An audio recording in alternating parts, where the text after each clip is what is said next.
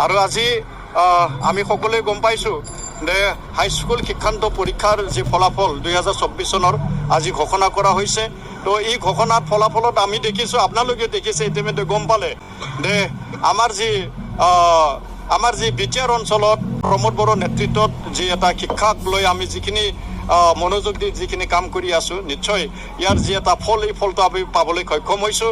ধাৰাবাহিকভাৱে দ্বিতীয়বাৰৰ কাৰণেও আমাৰ এই বড়োলেণ্ড অঞ্চলত বিটিআৰ অঞ্চলত যি চিৰাং জিলা, এই চিৰাং জিলা 33খন জিলাৰ ভিতৰত মানে এক নম্বৰ জিলা হিচাপে 91.1% লৈ আমি অসমৰ ভিতৰতে আমাৰ বিটিআৰ অঞ্চলত চিৰাং জিলা অসমৰ ভিতৰতে টপ ৰিজাল্ট কৰিবলৈ পাৰিছে।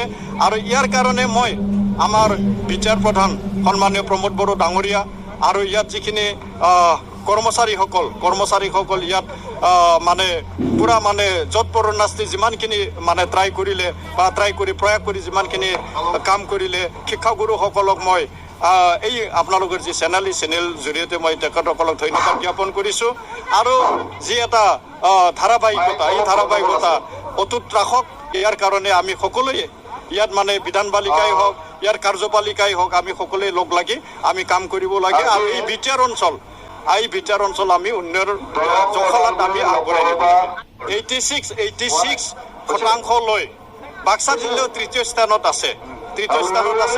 তো মানে স্থান দখল কৰিছে। তো এইটোৱে মই কৈছোঁ যে আচলতে আমাৰ বৰ্তমান প্ৰমোদ বড়ো ডাঙৰীয়া বিটিআৰ প্ৰধান, তেখেতৰ নেতৃত্বত সঁচাকৈয়ে শিক্ষা দিশত যিমানখিনি উন্নয়ন হৈছে বা যিমানখিনি আগবাঢ়ি আছে, এইটো বহুত শলাগি ল'বলগীয়া। ইয়াৰ কাৰণে মই ধন্যবাদ জ্ঞাপন কৰিছোঁ।